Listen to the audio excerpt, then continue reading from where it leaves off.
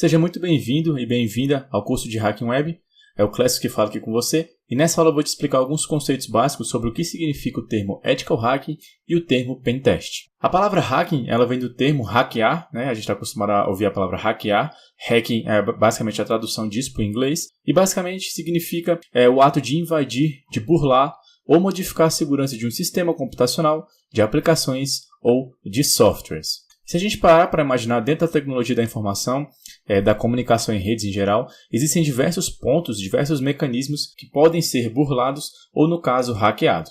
No caso de uma comunicação entre um cliente e um servidor, que poderia ser, por exemplo, o navegador do seu computador e um site em algum lugar do mundo, como, por exemplo, o Facebook, nós temos diversas tecnologias envolvidas que podem ser pontos de falha, que podem ser pontos de ataque. Então é possível hackear o sistema operacional do servidor, o código-fonte daquela aplicação que está sendo executada, a aplicação web em si, né? No caso o Facebook. No meio do caminho a gente pode passar para ataques em roteadores, em switches, em modems, em firewalls.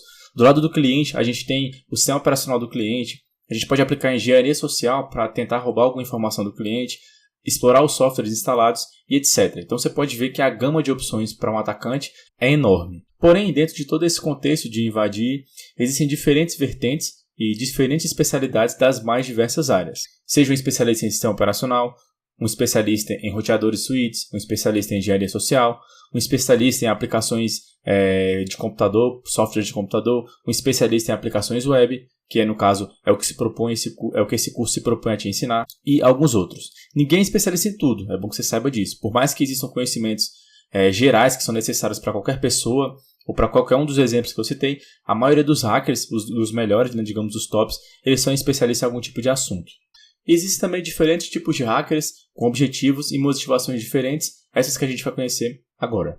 E existem inúmeras nomenclaturas, porém, para simplificar de maneira mais simples, a gente pode dividir os hackers em 3 grupos: o Black Hat, Grey Hat e o White Hat. O Black Hat está associado a hackers criminosos, ou seja, pessoas que utilizam suas habilidades em tecnologia para ganhar dinheiro de maneira ilegal, seja invadindo algo para chantagear o seu alvo, seja para vender informações sigilosas na internet, para efetuar espionagem, etc. E dentro dessa categoria se encaixam os termos crackers, spammers, lammers e alguns outros.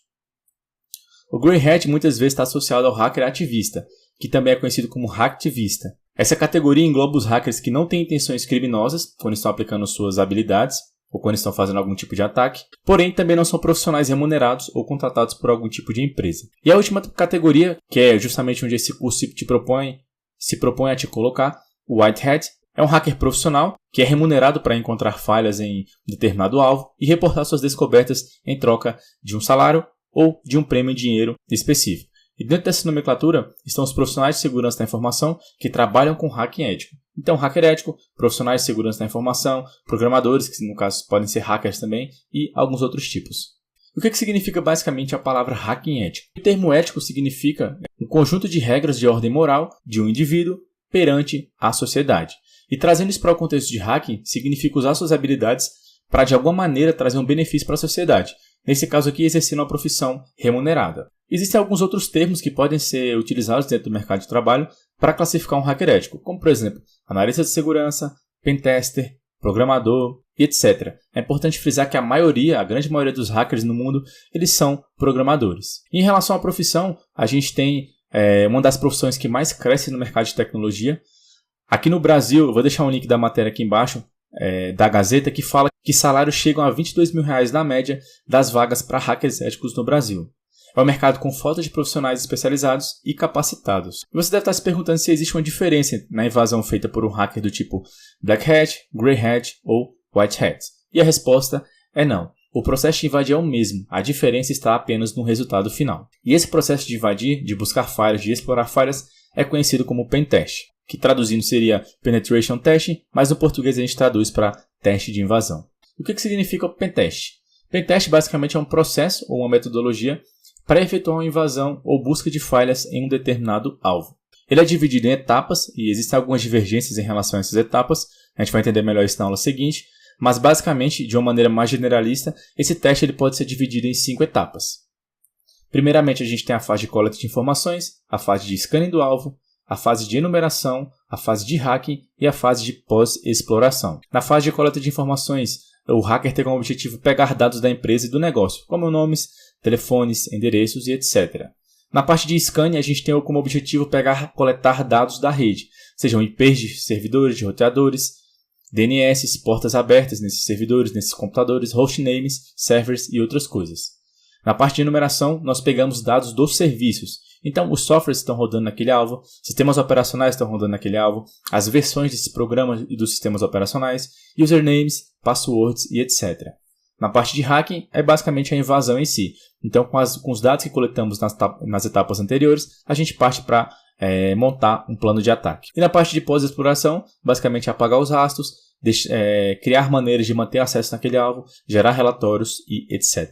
Dentro desse contexto, o pentest também pode ser dividido em 3 grandes categorias.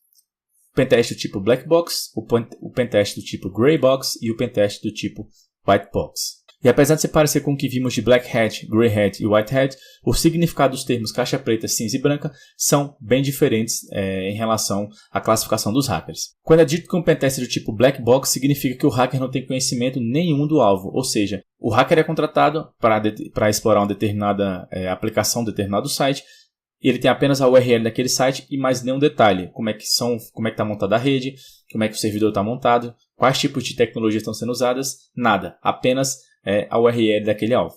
No Grey Box, o hacker tem um conhecimento parcial do alvo. Na maioria das vezes, é apenas aquilo que vai ser testado. Então, por exemplo, se um hacker ético for fazer um pentest Grey Box no servidor da empresa, ele recebe informações apenas daquele servidor e nada mais. Já no pentest White Box, o hacker tem conhecimento total do alvo. Então, voltando para o mesmo exemplo, seria passar a informação de toda a rede, onde o servidor está conectado, para que o hacker inicie o teste. Então, o mesmo servidor, dentro desses 3 tipos, você tem informações diferentes a respeito de como é que aquele servidor está instalado, está configurado e está montado. E o conhecimento que você tem do alvo muda todo o contexto da exploração de falhas e você vai entender isso porquê nas próximas aulas e ao longo do curso. Então, por essa aula é basicamente isso. Um grande abraço e até a próxima aula.